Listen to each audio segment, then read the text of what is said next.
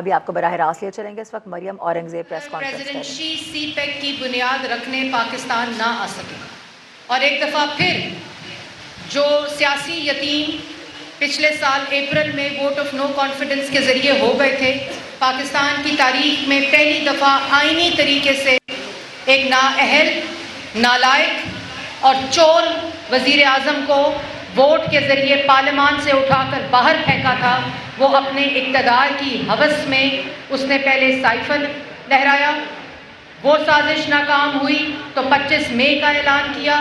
وہ سازش ناکام ہوئی تو اس کے بعد لانگ مارچ کا اعلان کیا، وہ سازش ناکام ہوئی اور اپنی کرپشن، اپنی چوری سے نظریں ہٹانے کے لیے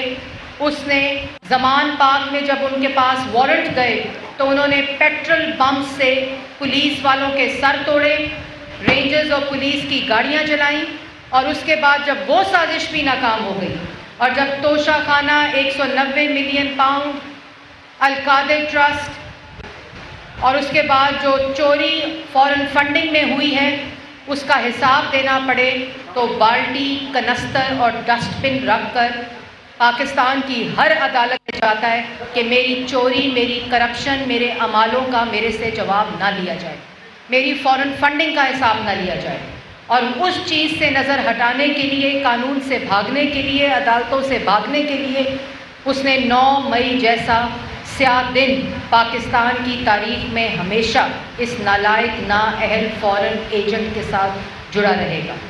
اور اس دن ریڈیو پاکستان کی جو 4 سٹوری بلڈنگ ہے اس کو پیٹرول پھینک کر آگ لگائی گئی اور 2 دن تک یہ اٹیک کرنے کی کوشش کرتے رہے، اور یہاں ریڈیو پاکستان کے تمام آرکائیوز موجود تھے، پاکستان کی قومی سلامتی کا چاغی کا جو سمبل ہے پہاڑ، اس کو جلایا، چاغی اسٹوڈیو کو جلایا، اور یہاں اے پی پی کا بھی دفتر ہے غالباً تیسری بلڈنگ، تیسرے لیول کے اوپر، اس کو بھی 4th فلور کے اوپر اس کو بھی آگ لگائی۔ میں خراج تحسین پیش کرتی ہوں ریڈیو پاکستان کے ان انجینئرز کو جنہوں نے فوری طور پر ٹرانسمیشن کو بحال کیا اور اس اٹیک کو، اس سازش کو ناکام بنایا، لیکن یہ وہی گھنونے، کالے، گنڈے چہرے ہیں جنہوں نے پہلے پاکستان ٹیلی ویژن کے اوپر اٹیک کیا اور اب ریڈیو پاکستان کے آرکائیوز کو جلا دیا گیا ہے۔ یہ وہ گناہ ہے جس میں تاریخ کبھی ان کو معاف نہیں کرے گی، کیونکہ یہ پرائس لیس خزانہ تھا ریڈیو پاکستان کا جس کو نظر آتش کیا گیا۔ اور اس کے بعد جو آج یہاں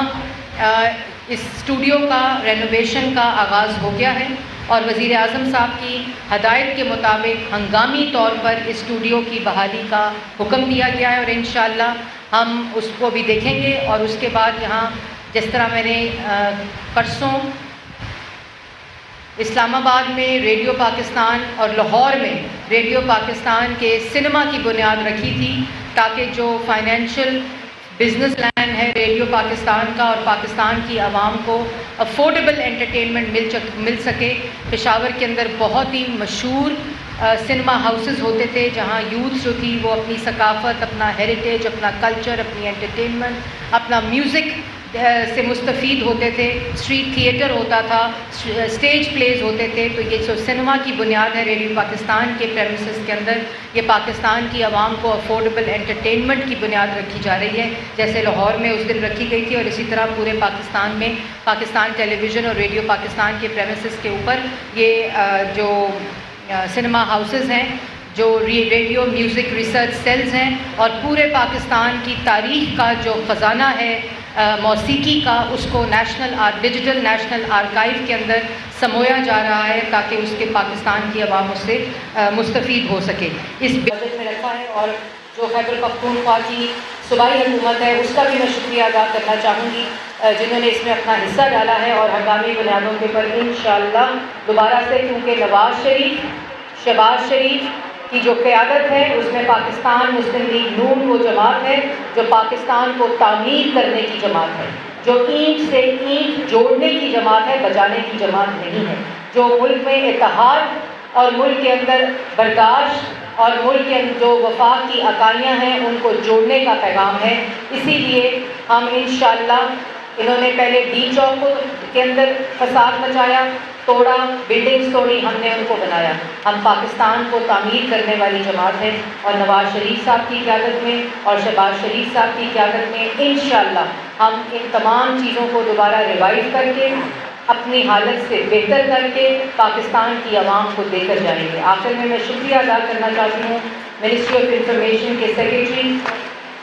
سہیل علی خان صاحب کا، طاہر حسن صاحب ریڈیو پاکستان کے ڈی جی، یہاں ڈی جی پشاور ریڈیو، اور میرے ساتھ بیٹھے میرے بھائی امین مقام صاحب کا، جنہوں نے آج حوصلہ افزائی کے لیے مجھے خود کہا کہ یہ تو بہت اچھا کام ہے، آپ نے مجھے بتایا کیوں نہیں، میں آپ کے ساتھ چلوں گا. اور یہاں امین مقام صاحب کی قیادت میں پاکستان مسلم لیگ نون جو ہے وہ انشاءاللہ اسی طرح ڈٹ کر ان سازشوں کا، اس غنڈہ گردی کا، اس بدماشی کا 4 سال اس صوبے کے اندر ایک ترقی کا منصوبہ، ایک تعمیری منصوبہ، جہاں 350 ڈیم بننے تھے وہاں خیبر پختونخوا کی لوگوں کو ڈیم فول بنا کر چلے گئے.